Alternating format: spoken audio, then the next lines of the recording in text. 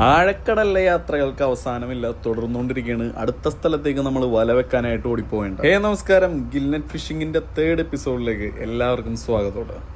ഞങ്ങളിത് പാരച്യൂട്ടി കിടക്കുന്നു. പാരച്യൂട്ട് എന്ന് പറഞ്ഞു കഴിഞ്ഞാൽ നമ്മൾ ആങ്കർ ഇടാൻ പറ്റാത്തടത്ത് യൂസ് ചെയ്യുന്ന സാധനമുണ്ട്.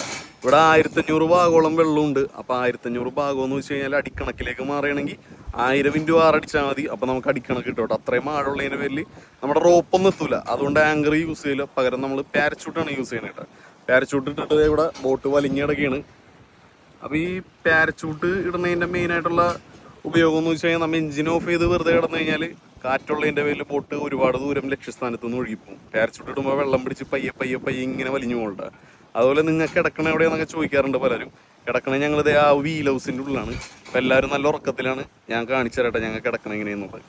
ഞങ്ങളുടെ ബോട്ടല്ലാണ്ട് വേറൊരു മനുഷ്യ കുഞ്ഞു പോലും ഇല്ല കേട്ടോ. ഇവിടെ ഇടയ്ക്കിടയ്ക്ക് ഒരു കപ്പൽ പോയാൽ പോയി. അപ്പോൾ അതെല്ലാവരും കിടന്നുറങ്ങുന്നത് ഞാൻ കാണിച്ചു തരാട്ടാ. ഞങ്ങൾ കിടന്നുറങ്ങുന്നത് ഇങ്ങനെയാണ്, മുകളിലും താഴിലൊക്കെ ആയിട്ട്.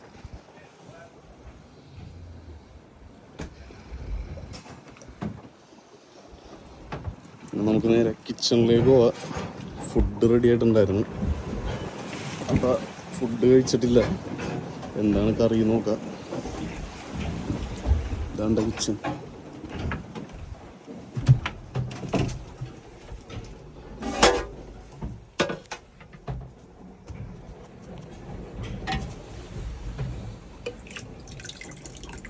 മുട്ടക്കറി മീനും വെറൈറ്റി ആണല്ലോ. അപ്പോൾ നമുക്ക് ഫുഡ് കഴിക്കാം.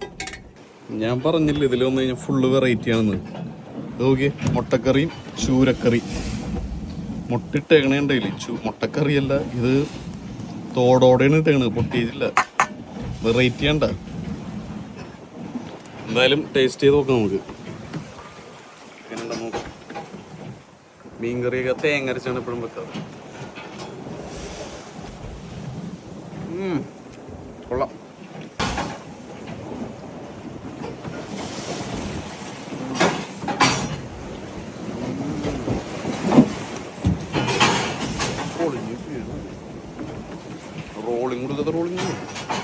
സമയം കറക്റ്റ് ഒരു 4 മണിയായപ്പോഴേക്കും കടലിലേക്ക് വലയിളക്കാനായിട്ട് തുടങ്ങി. ഇന്നലത്തെ കാറ്റും മഴയൊക്കെ ഒന്നും പറയണ്ട ഒരവസ്ഥയായിരുന്നട്ട. സത്യത്തിൽ കാറ്റും മഴയും കോളും ഒക്കെ വരും, കാരണം സീസൺ ടൈം ആണല്ലോ.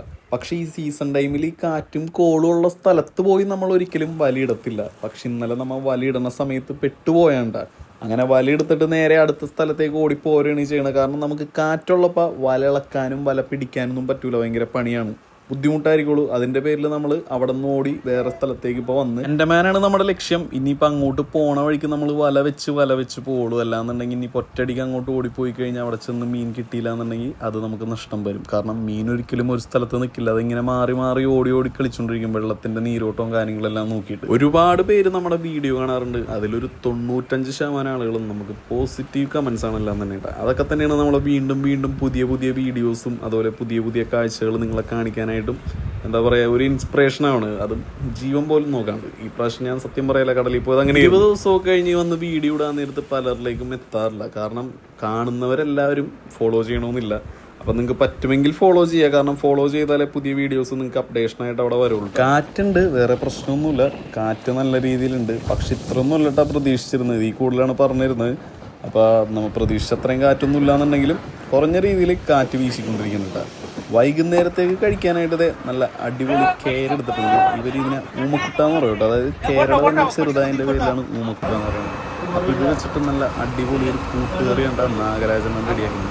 മീൻ കട്ട് ചെയ്യണതിനൊരു വ്യത്യസ്തമായിട്ടുള്ള രീതിയിലാണ്. മീനിൻ്റെ തൊലി ആദ്യം പറിച്ചെടുത്ത് കഴിഞ്ഞിട്ടാണ് പിന്നെ മാംസം മാത്രം എടുക്കുള്ളൂ. മുള്ളെന്ന് പറയുന്ന സാധനം ഉണ്ടാവുള്ളൂ കേട്ടോ. കേര ചൂര എന്നൊക്കെ പറയണ മീനിൻ്റെ മീറ്റ് എന്ന് പറഞ്ഞു കഴിഞ്ഞാൽ പിള്ളേർക്ക് വരെ വിശ്വസിച്ച് കൊടുക്കാൻ പറ്റുന്നതാണ്. കാരണം അതിൽ മുള്ള് വളരെ കുറവാണ്. വല ഓരോ സെറ്റായിട്ട് നമ്മൾ കടലിലേക്ക് ഇളക്കിക്കൊണ്ടിരിക്കുന്നുണ്ട്. ഇന്നെനിക്ക് തോന്നുന്നു 7-8 കട്ടാപ്പ് നമ്മൾ ഇളക്കുമെന്ന് തോന്നണ്ട. കാറ്റുള്ളതിൻ്റെ പേരിൽ വളരെ കുറവേ ഇളക്കാനായിട്ടുള്ള സാധ്യതയുള്ളൂ. കാറ്റ് വരുമ്പോഴെന്ന് വെച്ച് കഴിഞ്ഞാൽ ഈ വല പിരിഞ്ഞു വരാനായിട്ടുള്ള സാധ്യത കൂടുതലാണ്. അതുപോലെ വെള്ളം നീരോട്ടം ഉണ്ടെങ്കിലും വല മൊത്തത്തിൽ പിണഞ്ഞു വരോട്ടാ. നീരോട്ടം അങ്ങനെ പല കാരണങ്ങളുണ്ട് കേട്ടോ. ഇത് നമ്മുടെ ബോട്ടിന്റെ അടുത്തേ കൂടി തന്നെ ഒരു കപ്പൽ കൊണ്ടിട്ട SISLന്റെ കപ്പലാണ് പോകുന്നത്. ടാങ്കറാണെന്ന് കൊണ്ടുപോകുന്നത്. കൊച്ചിയിൽ നിന്ന് നമ്മൾ അഴിയിറങ്ങി കടലിലേക്ക് പോണ വഴിക്ക് SISLന്റെ കപ്പലവിടെ കിടക്കണാണ്. ഈ സെയിം കപ്പലല്ല, ഈ ഒരു കമ്പനിയുടെ കപ്പലവിടെ ഇഷ്ടംപോലെ കിടക്കണ കാണാട്ടെ. ഇത് 10 ഒപ്പമാണ് നമ്മൾ പോകണം. എന്നിട്ടാണ് ഇങ്ങനെ നാടിക്കൊണ്ടിരിക്കണത്. അതേ അപ്പുറം ഒരു കപ്പൽ കൊണ്ടിട്ടാ. ആ കപ്പല് തിരയുടെ ഓപ്പോസിറ്റ് ആണ് പോണത്. ആ കപ്പല് വലിയ റോളിംഗ് ഇല്ല, ഒരു രീതിയിലും ഇല്ലാത്ത ഒരു കുഴപ്പമില്ലാത്ത രീതിയിൽ സുഖസുന്ദരമായിട്ടാണ് ഉണ്ടാവണത്. ചില കപ്പലിലുള്ള ചേട്ടന്മാര് വന്ന് കമന്റ് ചെയ്യാറുണ്ട് 6 മാസം കടലിൽ കിടക്കണം എന്നൊക്കെ പറഞ്ഞ്. ഇത്രയും വലിയ ഷിപ്പിനകത്ത് 6 മാസം പോലെ എത്ര നാൾ വേണമെങ്കിലും കിടക്കാം. അതുപോലെയല്ല ഒരു 60 അടി ബോട്ട്. എന്നെ കൊണ്ടുപോയി ആ ഷിപ്പിലിടണമെന്നുണ്ടെങ്കിൽ 6 മാസമോ ഇനിയിപ്പോൾ 1 വർഷമാണെങ്കിലും ഞാൻ അതിൽ നിൽക്കും. കാരണം 32 ദിവസം വെറും 60, 65, 70 അടി ബോട്ടിനകത്ത് കടലിൽ കിടന്ന്, അതായത് ഒന്ന് വീട്ടിലേക്ക് പോലും വിളിക്കാൻ പറ്റാണ്ട് നിൽക്കാന്നുണ്ടെങ്കിൽ നമുക്ക് ഈ ഷിപ്പ് എന്നൊക്കെ പറഞ്ഞു കഴിഞ്ഞാൽ സ്വർഗമാണ്. കാരണം നമുക്ക് ഇന്റർനെറ്റ് യൂസ് ചെയ്യുക, വീട്ടിലേക്ക് വിളിക്കുക, വീഡിയോസ് വേണമെങ്കിൽ അപ്ലോഡ് ചെയ്യുക, ചില ഷിപ്പിന്റെ ഇന്റർനെറ്റിന്റെ സ്പീഡും കാര്യങ്ങളെല്ലാം അനുസരിച്ച് അങ്ങനെ പല പല ഗുണങ്ങളുണ്ട്. തനിയൊരു റൂം നമുക്ക് കിടന്നുറങ്ങാൻ, ക്ലാസ് ഫുഡ്, എന്താ പറയാ, ഫിഷിംഗ് ബോട്ടിൽ കിടക്കണ ബുദ്ധിമുട്ട്, പ്രത്യേകിച്ച് ഗിൽനെറ്റിൽ കിടക്കണ ബുദ്ധിമുട്ടൊന്നും 6 മാസം ഷിപ്പിൽ കിടക്കുമ്പോൾ വരുമെന്ന് എനിക്ക് തോന്നുന്നത്. ഓരോരുത്തരുടെ പാഷനാണ്. ചിലവർ കടലിൽ തന്നെ ഇരിക്കുള്ളൂ. കൂട്ടുകറിയാണ് നമ്മൾ രാത്രിയിലത്തേക്ക് വെക്കണത്. അതിൻ്റെ ഒപ്പം നോർമൽ റൈസ് അല്ല കേട്ടോ, ലെമൺ റൈസ് ആണ് നമ്മൾ റെഡിയാക്കണം. അതിന് വേണ്ടിയിട്ട് വെളുത്തുള്ളിയൊക്കെ കട്ട് ചെയ്തുകൊണ്ടിരിക്കുകയാണ്.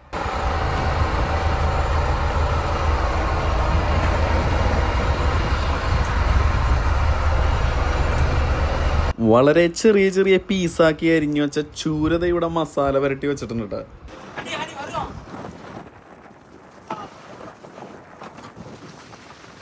ഷിപ്പുകൾ ഒരുപാട് പോണ സ്ഥലത്തേ കൂടിയാണ് നമ്മുടെ വലയിടല്.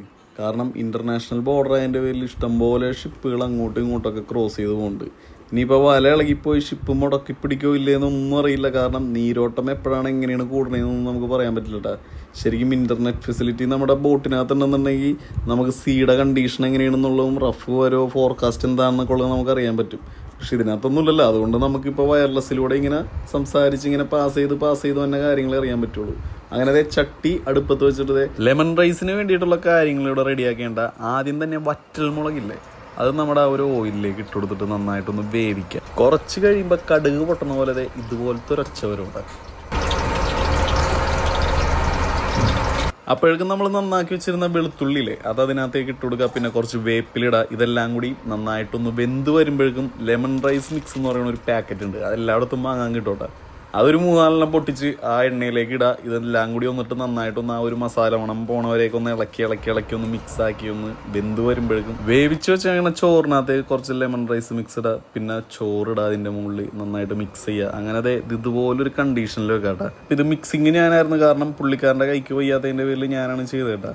അപ്പം ഇനി അടുത്ത പരിപാടി എന്ന് വെച്ച് കഴിഞ്ഞാൽ പിന്നെ കൂട്ടുകറി ഉണ്ടാക്കലാണ്. ചൂരക്കൂട്ടാണ്. ബോട്ടിൽ ഈ ഒരു കുക്കിംഗ് എന്ന് പറഞ്ഞു കഴിഞ്ഞാൽ വേറെ ലെവലാണ്. കാരണം അതൊരു എന്താ പറയുക, ഒരു കുടുംബം പോലെ ഞങ്ങൾ ഇങ്ങനെ ഇരുന്ന് കുക്ക് ചെയ്യുമ്പോൾ അതിൻ്റെ ഒരു സുഖം വേറൊന്നും തന്നെയാണല്ലോ. അതും നടുക്കടലിൽ നല്ല പച്ചമീൻ, പിടിച്ച മീനൊക്കെ അങ്ങനെ പടിയനെ കുക്ക് ചെയ്യുമ്പോൾ നല്ല തണുത്ത കാറ്റും ചില സമയങ്ങളിലൊക്കെ നല്ല ഇടിച്ചൂത്തിയ മഴയും, ആഹാ അന്തസ്.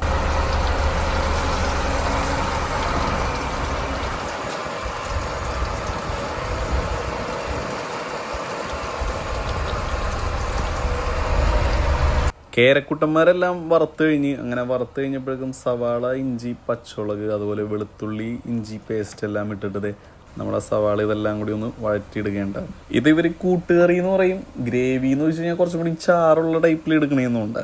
കൂട്ടുകറി എന്ന് വെച്ച് കഴിഞ്ഞാൽ നമ്മൾ ഈ റോസ്റ്റ് ചെയ്യൂലേ, ആ ഒരു സംഭവം തന്നെ. അപ്പോൾ അതിനകത്തേക്ക് ഇനി മസാലകൾ ഇടാണ്ട് സവാള വഴറ്റി കഴിഞ്ഞിട്ട് അതിനകത്തേക്ക് മസാലകൾ ആഡ് ചെയ്യൂട്ട. മല്ലിപ്പൊടി, കുറച്ച് മുളക് പൊടി, പിന്നെ മട്ടൻ മസാല, പിന്നെ നമ്മുടെ മെയിനായിട്ടുള്ള സാധനം ചിക്കൻ പൊടി എന്ന് വെച്ച് കഴിഞ്ഞാൽ നമ്മുടെ ഈ ഇവിടെ ഞാൻ പറയാറില്ല എപ്പോഴും ഈ ഒരു മീനൊക്കെ വറക്കണ ഒരു ചിക്കൻ മസാലയുണ്ട്, അത്. പിന്നെ കുറച്ച് കുരുമുളക് പൊടിയും ഇട്ടിട്ടുണ്ട്. ഇത്രയുമാണ് ഇതിനകത്ത് ആഡ് ചെയ്തേക്കണ മസാല. പിന്നെ ആവശ്യത്തിന് ഉപ്പ് ഇട്ടിട്ടുണ്ട്. ഇതെല്ലാം കൂടി ഇട്ട് നന്നായിട്ട് മിക്സ് ചെയ്തതിന് ശേഷം നമ്മൾ വറുത്ത് വെച്ചേക്കണ മീനില്ലേ, ഇത് ഈ ഒരു ഗ്രേവിയിലേക്ക് ആഡ് ചെയ്യണത്. ഒരുപാട് മസാലപ്പൊടികൾ ആഡ് ചെയ്തിട്ടുണ്ടല്ലേ. അപ്പോൾ ഞാൻ മുന്നേ പറഞ്ഞിട്ടുണ്ട്, നമ്മൾ ഈ ബോട്ടിൽ പോകാൻ നേരത്ത് ഇവരിൽ ഒരാളായിട്ട് മാറിയാൽ മാത്രമേ നമുക്ക് ഇതിനകത്ത് സർവൈവ് ചെയ്ത് നിൽക്കാൻ പറ്റുള്ളൂ. അതെല്ലാ കാര്യത്തിലും ഒരു 5-10 മിനിറ്റ് ഒന്ന് വേവിച്ചെടുത്ത് കഴിഞ്ഞാൽ നമ്മുടെ കൂട്ടുകറി റെഡി ആയിട്ടാ. അവസാനത്തെ സെറ്റ് വലയിൽ ഇളക്കിക്കൊണ്ടിരിക്കണം. 4 മണിയായപ്പോൾ നമ്മൾ വലയിടാനായിട്ട് തുടങ്ങിയാണ്. ഇപ്പം സമയം 8 മണി 8:30. വലയിട്ട് കഴിഞ്ഞ് ഇനിയിപ്പോൾ പാരച്ചൂട്ട് തട്ടിക്കഴിഞ്ഞാൽ നമ്മൾ നേരെ പോയി ഭക്ഷണം കഴിക്കോട്ടെ.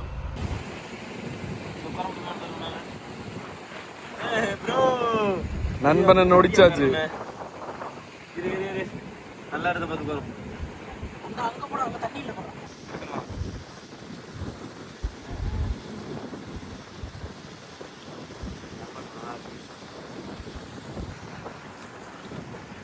ബ്രോ എന്താണെന്ന് മനസ്സിലായത് ഡോൾഫിനെ കണ്ട ഡോൾഫിന്റെ നമ്മുടെ ബോട്ടിന്റെ ചുറ്റും വെറുതെ ഇങ്ങനെ കിടന്ന് കറങ്ങി കളിച്ചോണ്ടിരിക്കുന്നുണ്ട്. അപ്പൊ ഇവിടെ ചൂരി ഉണ്ടെന്നാണ് അർത്ഥം. കാരണം ഡോൾഫിൻ അടുത്തുണ്ടെന്നുണ്ടെങ്കിൽ അതിന്റെ അടുത്ത് ചൂരി ഉണ്ടാവുമെന്നാണ് പറയുന്നത്. ചൂര കേരയൊക്കെ ഉണ്ടാവുമെന്നാണ് പറയുന്നത്. ഇതേ വേറൊരെണ്ണം കൂടി സൈഡിൽ വന്നിട്ടുണ്ട്. അപ്പൊ കൺഫേം ആണെന്ന് നമ്മുടെ വലയിനകത്ത് ചൂര കുത്തി കയറോട്ടെ. 11:30 മണിയായപ്പോഴേക്കും നമ്മൾ വല പിടിക്കാനായിട്ട് തുടങ്ങിയിട്ടാ. ഒന്നും പറയണ്ട, പണി മൊത്തത്തിൽ മാറിയിട്ടാ. വലയിനകത്ത് മൊത്തം പേനാച്ചൂരായിരുന്നു. എന്താണെന്നല്ലേ ഇതേ കാണിച്ചേട്ടാ. ഇത് നോക്കിയേ, ഇപ്പം നമുക്ക് ഈ വന്ന വലകൾ മൊത്തം ബാക്കിലേക്ക്, അതായത് ബോട്ടിൻ്റെ വീൽ ഹൗസിൻ്റെ സൈഡിലേക്കാണ് എടുത്ത് വെക്കണത്. കാരണം എന്താണെന്ന് വെച്ച് കഴിഞ്ഞാൽ ഈ വലയിനകത്ത് മൊത്തം പേനാച്ചൂര കുത്തി ഇങ്ങനെ വന്നേക്കണം. അതായത് പൊടിച്ചൂര, കുട്ടിച്ചൂര, പൊള്ളൽ, അങ്ങനെ പല പല പേരുണ്ട് ഈ സാധനത്തിന്. ഇതിനെ നമ്മ പേനാച്ചൂര എന്നാണ് ഇവർ പറയണത്. ഇത് നമ്മ ആവശ്യത്തിൽ കൂടുതൽ അളവിൽ നമ്മുടെ വലയിൽ കുത്തി വന്നു കഴിഞ്ഞാൽ നമുക്കിത് വലയിൽ നിന്ന് എടുത്ത് മാറ്റാനായിട്ട് കഴിയില്ല. കാരണം അങ്ങനെ കഴിഞ്ഞ് അത് വലയിൽ നിന്ന് എടുത്ത് മാറ്റി വരുമ്പോഴേക്കും വല കയറുമ്പോൾ 2 ദിവസമെങ്കിലും കഴിയും. കാരണം അത്രയും അളവിലാണ് ഈ സാധനം നമ്മുടെ വലയിൽ വന്നുകൊണ്ടിരിക്കുന്നത്.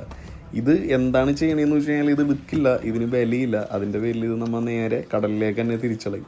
അപ്പോൾ ഈ വലയിനകത്ത് നിറച്ചും ഈ സാധനം കുത്തി വന്നിട്ട് നമ്മുടെ വല മാറ്റി വെക്കുകയാണ്. മാറ്റി വെക്കണമെന്ന് വെച്ച് കഴിഞ്ഞാൽ പിന്നീട് എപ്പോഴെങ്കിലും വേണം ആ വല ഇനി എടുക്കാനായിട്ട്.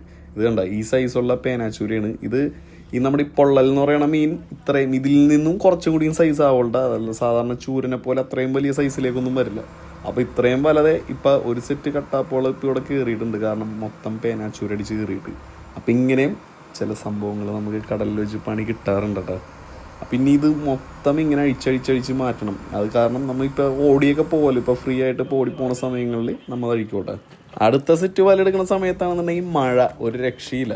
അപ്പോൾ ഒരാളെൻ്റെ അടുത്ത് ചോദിച്ചാണ് മഴയത്ത് പണിയെടുക്കുക എന്നുള്ളത്. മഴയല്ല വെയിലല്ല എന്താണെന്നുണ്ടെങ്കിലും വല കടലിലേക്ക് ഇട്ടിട്ടുണ്ടെങ്കിൽ അതെന്താണെങ്കിലും നമ്മൾ തിരിച്ച് കയറ്റോട്ടെ. കാരണം അന്ന് നമുക്കൊരു റഫ് കിട്ടിയത് ഈ വല പിടിച്ച് കയറ്റാനുള്ള സമയം അങ്ങനെ പോയതിൻ്റെ പേരിലാണ് നമുക്ക് ആ റഫ് കിട്ടിയത്. അപ്പോൾ കാറ്റുള്ളതിൻ്റെ പേരിൽ മഴ ഇങ്ങനെ ചരിഞ്ഞിങ്ങനെ പോയിക്കൊണ്ടിരിക്കേണ്ടത്. നിങ്ങൾക്ക് സൂക്ഷിച്ച് പോയി കഴിഞ്ഞാൽ കാണാൻ പറ്റും. പേനാച്ചൂര ലോഡായിട്ട് നമ്മുടെ ബോട്ടിലേക്ക് കയറ്റിക്കൊണ്ടിരിക്കേണ്ട.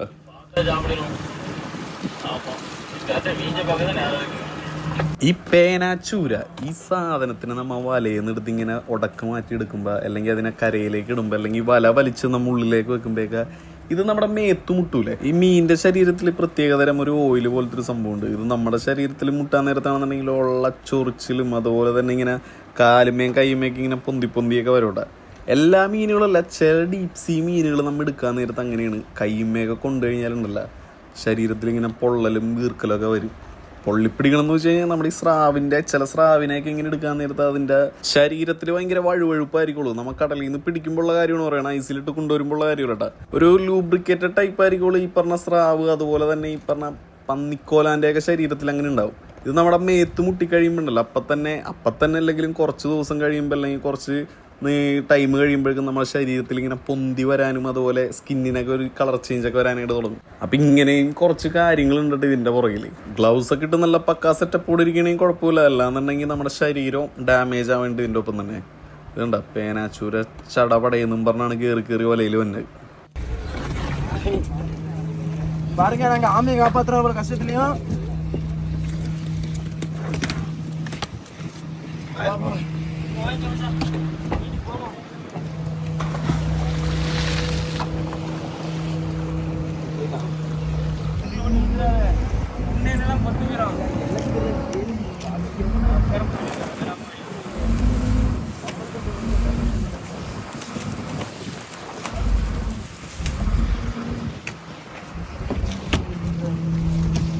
സീസൺ ടൈമിൽ ഫേസ് ചെയ്യേണ്ട തന്നെ മെയിൻ പ്രശ്നങ്ങളാണ് ഈ പേനാച്ചൂര കയറൽ, അതുപോലെ തന്നെ വല മുറുക്കി വരൽ. തെരണ്ടി കയറി കഴിയുമ്പോൾ തെരണ്ടി വല കറക്കി കളയും. ഈ കാണുന്ന വല മൊത്തം ഈ മീനെ മാറ്റിയിട്ട് വേണം നമ്മൾ റെഡിയാക്കി എടുത്തിട്ട് അടുത്ത വല ഇടാനായിട്ട്. അതായത് 8 സെറ്റ് 9 സെറ്റ് വലകളുണ്ട് നമ്മുടെ ബോട്ടിനകത്ത്. അതിന് 1-2 സെറ്റൊക്കെ ഇങ്ങനെ പിണഞ്ഞു വരാറുള്ളൂ. ചിലപ്പോൾ 3-4 സെറ്റ് വരും. എന്നാലും ബാക്കിയുള്ള വല നമ്മൾ ഇടും. അപ്പോൾ ഓരോ ദിവസവും കൊണ്ട് നമ്മൾ ഈ ബാക്കിയുള്ള വലകൾ ഓരോന്നും മുറുക്കഴിച്ച് ഇങ്ങനെ പയ്യെ എടുക്കണോണ്ട്.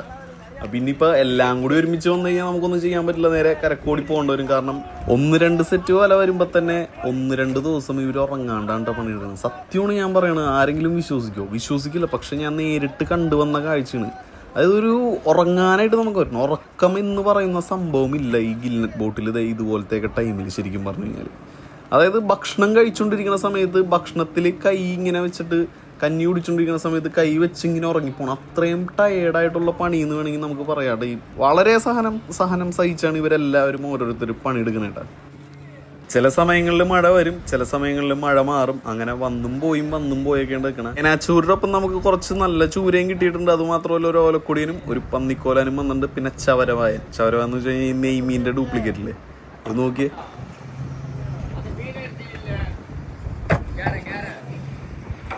നേരം വെളുത്തുന്ന സമയമായപ്പോഴേക്കും പൊരിഞ്ഞ മഴയുണ്ടാ. മഴയെന്ന് വെച്ച് കഴിഞ്ഞാൽ കാറ്റാണ്. കാറ്റത്ത് ഇങ്ങനെ ഈ വെള്ളത്തുള്ളി ഇങ്ങനെ പറന്നോളൂ. നിങ്ങൾക്ക് നോക്കുമ്പോൾ ശ്രദ്ധിച്ചു നോക്കി കഴിഞ്ഞാൽ കാണാൻ പറ്റൂട്ടോ. അമ്മാതിരെ കാറ്റായിരുന്നു. കടലിലൊക്കെ കാറ്റ് വരുമ്പോഴുള്ള കാര്യം പിന്നെ പറയേ വേണ്ടല്ലോ. നല്ല പവറിലായിരിക്കുള്ളൂ കാറ്റ് വീശിക്കൊണ്ടിരിക്കുന്നത്. പക്ഷെ അധികം നേരം ഉണ്ടായില്ല ഈ കാറ്റ്. കുറച്ച് നേരം ഉണ്ടായുള്ളൂ. കുറച്ച് നേരം കഴിഞ്ഞപ്പോൾ തന്നെ മാറി. ഇത് നോക്കി ഒന്നും നമുക്ക് കാണാൻ പറ്റില്ല. ചുറ്റുവട്ടത്തുള്ള ഒന്നും കാണാൻ പറ്റില്ല. നിസാര നേരം കൊണ്ട് തന്നെ കാറ്റൊക്കെ വന്നു കഴിഞ്ഞാൽ കടലിലെ സ്വഭാവം മാറൂട്ടാ. അതാണ് മറ്റൊരു പ്രത്യേകത എന്ന് പറഞ്ഞു കഴിഞ്ഞാൽ.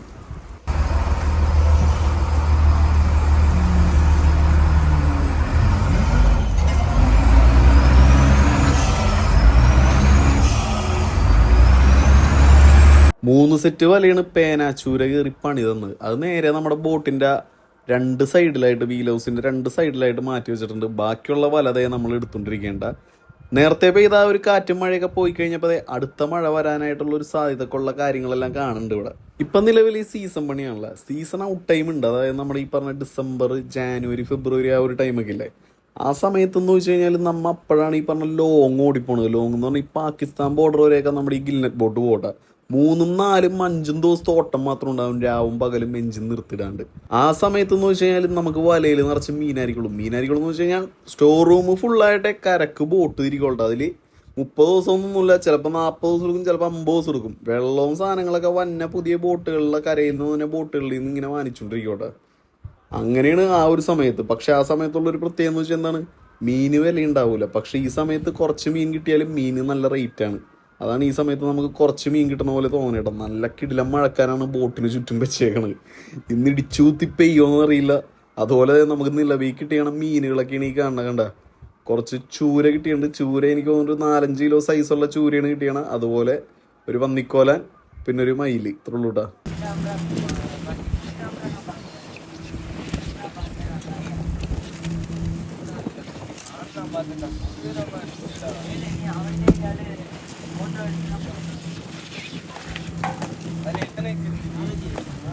വീണ്ടും അടുത്ത മഴ വന്നിട്ടുണ്ട് കേട്ടോ.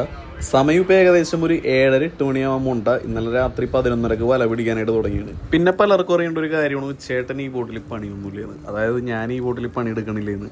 ഈ ബോട്ടിൽ ഒരു സെറ്റ് ടീമല്ലാണ്ട് വേറൊരാളെയും അവർ പുറത്തുനിന്ന് കൊണ്ടുപോയില്ല. 20-30 ദിവസം ഇവരിൽ ഒരാളായിട്ട് 10 പൈസ വാങ്ങാണ്ട് സ്റ്റിയറിംഗിലിരുന്ന് പ്രിയപ്പെട്ടവരെല്ലാം വിട്ട് 10-20 ദിവസം കടലിൽ കിടന്ന് നമ്മുടെ ഈ പാഷന്റെ പുറത്ത് ഈ വീഡിയോ എടുത്തുകൊണ്ട് വന്നപ്പോൾ പലരും ചോദിക്കുന്ന ചോദ്യങ്ങളാണ് ഇതൊക്കെ. പൈസ മാത്രമല്ല നമുക്ക് ലക്ഷ്യം എന്ന് വെച്ച് കഴിഞ്ഞാൽ, പൈസ മാത്രം എന്നുണ്ടെങ്കിൽ ഇപ്പം കരയിലിരുന്ന് പ്രമോഷൻ വർക്ക് ചെയ്ത് കഴിഞ്ഞാൽ ഈ പറഞ്ഞ പൈസ കിട്ടും. പക്ഷെ അതിലുപരി കടലിൽ മറ്റൊരു മുഖം, അതിൽ കടലിലെ റഫ് ടൈം കാണിക്കണമെന്നുള്ള എൻ്റെ ഒരു ആഗ്രഹവും, പിന്നെ ഈ ഒരു കഷ്ടപ്പാട്, റഫ് ടൈമിൽ തന്നെ കഷ്ടപ്പാട് കാണിക്കണമെന്നുള്ളൊരു ആഗ്രഹവും എനിക്ക് ഭയങ്കരമായിട്ടുണ്ടായിരുന്നു. അതുകൊണ്ടാണ് നമ്മുടെ സ്വന്തം ജീവൻ വരെയും റിസ്കിൽ വെച്ചിട്ട് ഈ ഒരു വീഡിയോ എടുക്കാൻ വേണ്ടിയിട്ട് ഞാൻ 10-20 ദിവസം ഇവരുടെ ഒപ്പം കടലിൽ കിടന്നിട്ട്.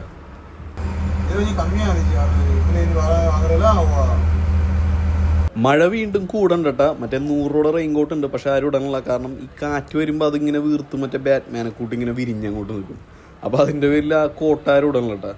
ഇപ്പം മറ്റേ ഒരു റെയിൻകോട്ട് ഒരെണ്ണുള്ളത് നമ്മുടെ സാമ്യണ്ണന് ഇട്ടുണ്ട്. അത് മാത്രമല്ല മറ്റേ കോട്ട് ഇഷ്ടം പോലെ പൊട്ടി കിടക്കുന്നുണ്ട്. അതിട്ട ഡിസ്റ്റർബൻസ് ആയിരിക്കുള്ളൂ, അതിൻ്റെ ഇരട്ടിപ്പണി ആയിരിക്കുള്ളൂ. കാരണം കാറ്റ് വീശുമ്പോൾ കാറ്റ് അതുമ്പോൾ പിടിക്കും. കാറ്റ് കടലിൽ വരുമ്പോൾ എന്ന് വെച്ചാൽ നമ്മൾ വിചാരിക്കണ പോലെയല്ല. പയ്യെ പയ്യെ ബോട്ടിൻ്റെ സ്വഭാവം മാറാൻ തുടങ്ങിയിട്ടുണ്ട്.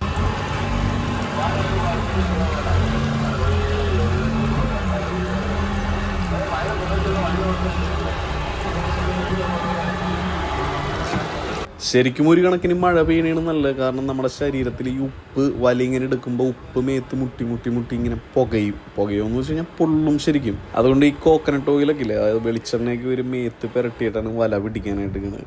എങ്ങനെയൊക്കെ നമ്മൾ വല പിടിക്കാൻ നിന്ന് കഴിഞ്ഞാൽ ഉപ്പുള്ള മേത്ത് വീണ് കഴിഞ്ഞാൽ പണിയെന്ന് വെച്ച് കഴിഞ്ഞാൽ പുകഞ്ഞുകൊണ്ടിരിക്കും നമുക്ക്. അതുകൊണ്ട് ഈ മഴയത്ത് നിൽക്കുമ്പോൾ എന്ന് വെച്ച് കഴിഞ്ഞാൽ കുറച്ചും കൂടി റിലീഫാണ് മേത്ത് ഇങ്ങനെ വെള്ളം വീണിരിക്കുമ്പോൾ. മറ്റേന്ന് പറഞ്ഞാൽ ഉപ്പുവെള്ളമുള്ള ഫുൾ ടൈം നമ്മുടെ ശരീരത്തിലേക്ക് ഇങ്ങനെ തട്ടിക്കൊണ്ടിരിക്കണം. ഇപ്പോൾ വല എടുക്കുമ്പോഴാണെന്നുണ്ടെങ്കിലും, വല ഒതുക്കി ഇങ്ങനെ വെക്കുമ്പോഴാണെന്നുണ്ടെങ്കിലും, മീൻ വലയിൽ നിന്ന് എടുക്കുമ്പോഴാണെന്നുണ്ടെങ്കിലും ഫുൾ ഉപ്പാണ് നമ്മുടെ ശരീരത്തിലേക്ക് അടിക്കുന്നത്.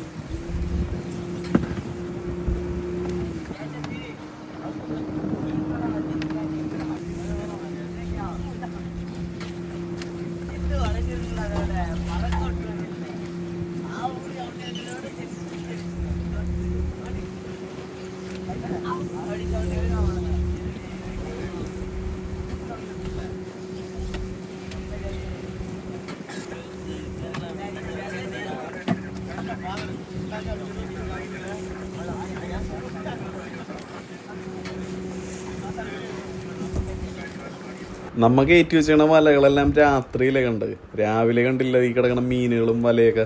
ഇത് നോക്കി, ഫുള്ളിങ്ങനെ പിണഞ്ഞ് കിടക്കേണ്ട കണ്ട. ഈ സൈഡിൽ കൂടെ നടന്ന് പോകാനായിട്ട് പറ്റില്ല, അത്രയും വലയാണ് അവിടെ സൈഡിൽ വെച്ചേക്കണത്. അതുപോലെ ഈ സൈഡിലുണ്ട് കേട്ടോ.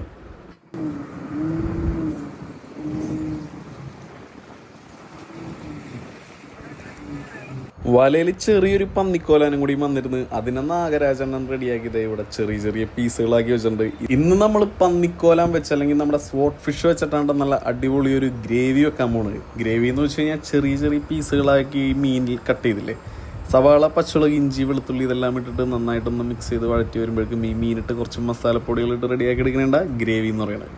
അപ്പോൾ ഇത് ശരിക്കും ഒട്ടുമിക്ക ബോട്ടുകളിലും രാവിലത്തെ ഭക്ഷണം എന്ന് പറഞ്ഞു കഴിഞ്ഞാൽ നമ്മുടെ ചൂരച്ചുക്കായിരിക്കുള്ളൂ. ചൂരച്ചുക്ക നിങ്ങൾക്ക് എങ്ങനെയാണ് ഉണ്ടാക്കണേന്ന് അറിയാലോ, നല്ല വെറൈറ്റി ഒരു ഡിഷാണത്. കാരണം ഈ ബോട്ടിൽ വന്നപ്പോഴാണ് ഫസ്റ്റ് ടൈം ഞാനത് കഴിക്കണം തന്നെ കേട്ടോ.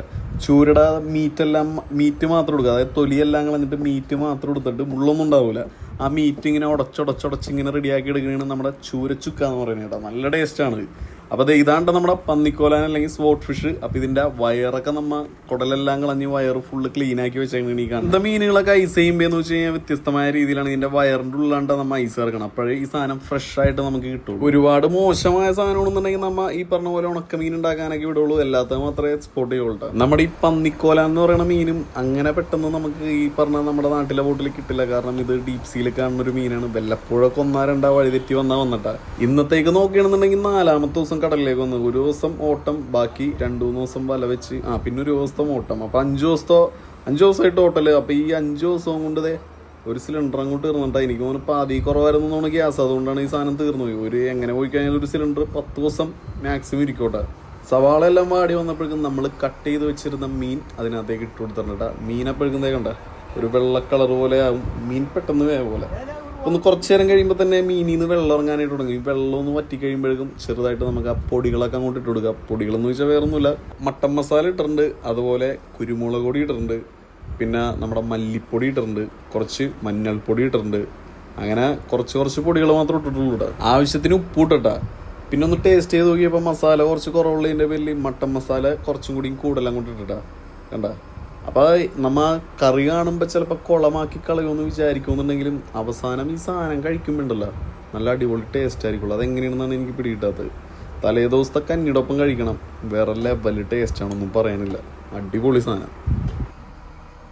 മീനുകൾ ഓരോന്നോരോന്നായി സ്റ്റോർ റൂമിൻ്റെ ഉള്ളിലേക്ക് ഇറക്കിയാണ്. മൊത്തം വല കിടക്കണതിൻ്റെ ഒരു ആകെ ബുദ്ധിമുട്ടാണ്. അങ്ങോട്ടും ഇങ്ങോട്ടൊക്കെ നടക്കാൻ പറ്റുള്ളൂ. ഈ മീനൊക്കെ ചവിട്ടി കിടക്കാൻ നേരത്ത് ഭയങ്കര ബുദ്ധിമുട്ടാണ്.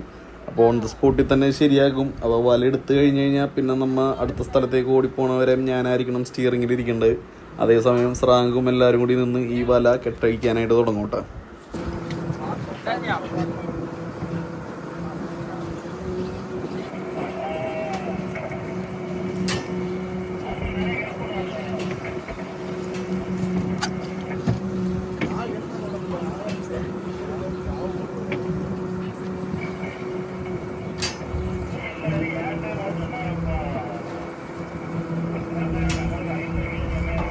വലെല്ലാം എടുത്തു കഴിഞ്ഞാൽ അടുത്ത സ്ഥലത്തേക്ക് നമ്മൾ ഓടിപ്പോയിക്കൊണ്ടിരിക്കുന്നത് നൻപൻ CD മുള്ളൻ എടുത്ത് കളയുന്നുണ്ട്. CD മുള്ളൻ കുറച്ച് നമ്മുടെ വലയിനകത്ത് വന്നിട്ടുണ്ടായിരുന്നു. അതിന് ഇവരെടുക്കില്ല, വറുത്ത് കഴിക്കാനൊക്കെ നല്ല ടേസ്റ്റ് ഉണ്ട്. CD മാനച്ചൗട്ടി എന്നൊക്കെ പറയും, പല പല പേരുണ്ട് കേട്ടോ. അപ്പോൾ ഇനിയിപ്പോൾ നേരെ സ്റ്റിയറിങ്ങിലേക്ക് പോയിരിക്കുക. കുറച്ച് കഴിയാൻ നേരത്തിന് വരാം. ഓക്കെ.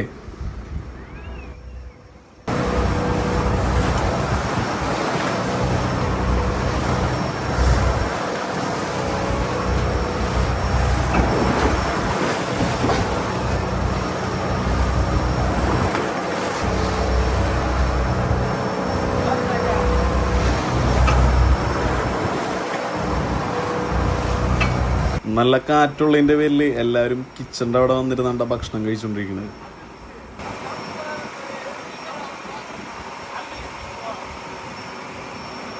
അങ്ങനെ അതേ ബോട്ട് കുറച്ച് സ്പീഡ് വെച്ചാണ്ട് പോയിക്കൊണ്ടിരിക്കണം. 10-45 നോട്ടിക്കൽ മൈലോളം ഓടാനുണ്ട്. എന്നാലേ നമുക്ക് വൈകുന്നേരം വലയിടാനായിട്ട് ചെല്ലാൻ പറ്റുള്ളൂ. അപ്പോൾ കുറച്ച് സ്പീഡ് വെച്ചാണ് പോകണം. അതേസമയം സ്രാങ്ങിൻ്റെ അടുത്ത് സ്റ്റിയറിംഗ് കൊടുത്തിട്ട് ഭക്ഷണം കഴിക്കാനായിട്ട് ഇവിടെ വന്നേക്കാണ്. ഞാനുണ്ട്, നൻപനുണ്ട്, നൻപൻ്റെ കൂട്ടുകാരൻ ദിനേഷുണ്ട് കേട്ടോ. ദിനേഷ് ഫസ്റ്റ് ടൈമാണ് ഗിൽനെറ്റ് ബോട്ടിൽ വന്നെ കേട്ടോ. എന്തായാലും അടിപൊളി ഫുഡാണ്.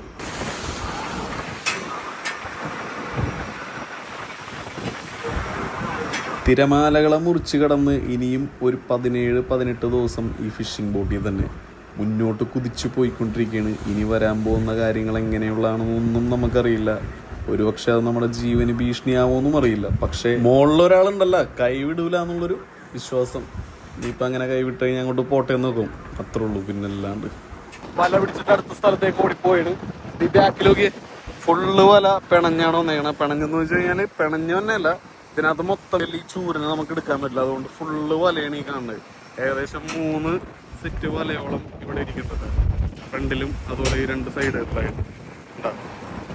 ഇതിൽ നിന്നെല്ലാം ഈ മീനെടുത്ത് കളഞ്ഞിട്ട് വേണം നമുക്ക് ഇവിടെ വല സെറ്റ് ചെയ്ത് നോക്കാൻ.